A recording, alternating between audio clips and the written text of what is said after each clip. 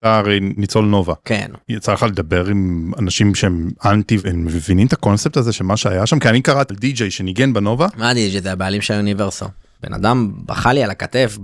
זה הוא שמפריד פלסטיין? הוא אלה תמונה שלו עם דגל של פלסטין. חולצה. חולצה, סליחה, של פלסטין. דגל של פלסטין וכיתוב של פרי פלסטיין, ועושה ככה, ולמעלה תיוג של פלסטין. אחרי שהוא, אתה אומר, בחר לך על הכתף, אחרי שהוא היה שם. היה שם, אחי, רע הכל. הוא תפס את הראש, איך דבר כזה. מה זה עושה לך? הוא היה אמור להיות אחריי. שתבין, אני גם סיימתי את הסט שלי בגדול.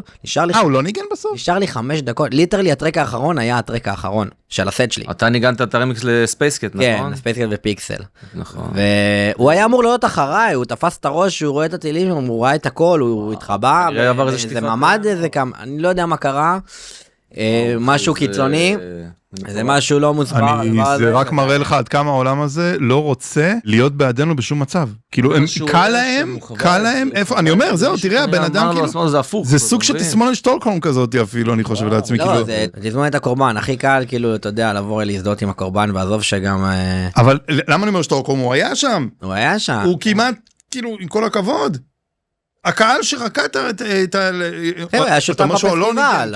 כולנו בשוק, יש על זה דיבורים בקבוצות, באומנים. ולך אישית, איפה זה תופס אותך, הדבר הזה? תשמע, אני ביליתי איתו, והיה לי שיחות איתו, הבן אדם בכה לי על הכתף, שזה, וואלה, אחלה גבר. עד הרגע שראיתי את זה, מבחינתי הוא כבר לא אחלה גבר, כן? בטח, מה זה? אבל היה... מה, זה סכין בגב? סכין בגב, אחי, בכל הגוף. בכל הגוף, אחי.